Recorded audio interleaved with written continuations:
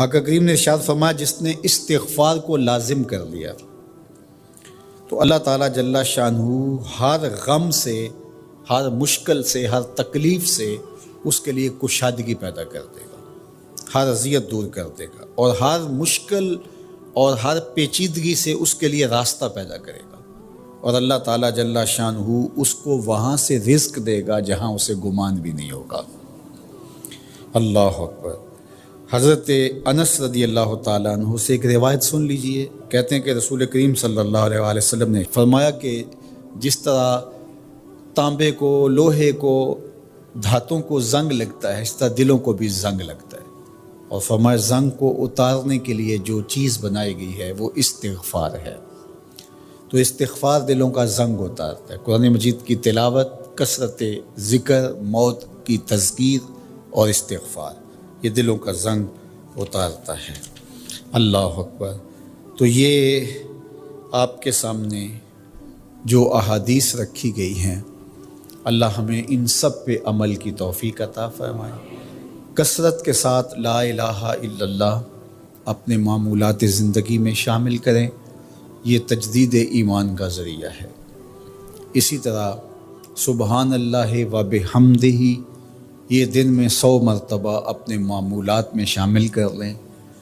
اگر سمندر کی جھاگ سے بھی زیادہ یا اس کے برابر بھی گناہ ہوئے تو یہ کلمات صرف 100 مرتبہ پڑھنے سے سارے گناہ بخش دیے جاتے ہیں۔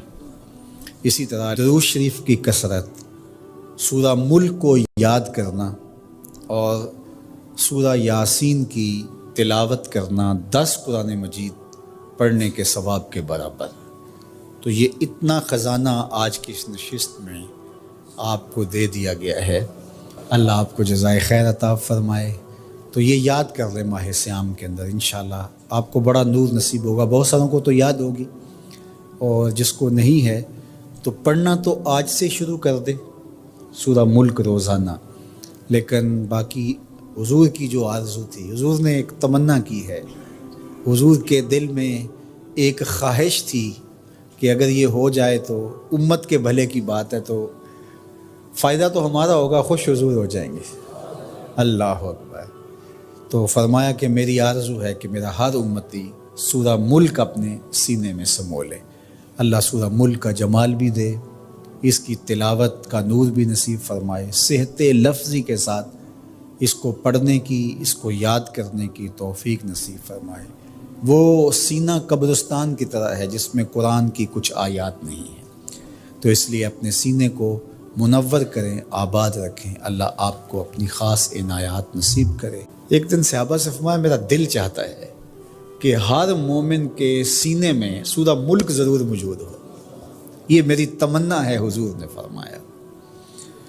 تو میں آرزو کروں گا جو مجھے سن رہے ہیں، اس رمضان میں پھر کوشش کر کے یہ صورت یاد کر لیجیے۔ بہت بڑی صورت نہیں ہے حجم کے اعتبار سے، صرف 30 آیات ہیں۔ اگر 2 آیتیں روز یاد کریں تو آپ کو 15 دن لگیں گے، صرف 2 آیات۔ تبارک الذی بیدہ الملک وہو علی کل شیء قدیر، ایک تو یاد ہو گیا آپ کو، سبق کا آغاز ہو گیا۔ اب باقی 29 آیتیں رہ گئی ہیں، تو میں چاہوں گا کہ میرے جملہ سننے والے اور آپ جتنے لوگ موجود ہیں یہ ارادہ کریں، عزم مصمم کہ ہم نے سورہ ملک یاد کرنی ہے، اور یہ میری آرزو نہیں ہے، یہ میرے حضور کی آرزو ہے۔ اللہ اکبر۔ تو حضور نے فرمایا اِنَّ سورۃ فی القرآن 30 آیۃ، فرمایا قرآن مجید میں ایک سورت ہے جس کی صرف 30 آیات ہیں۔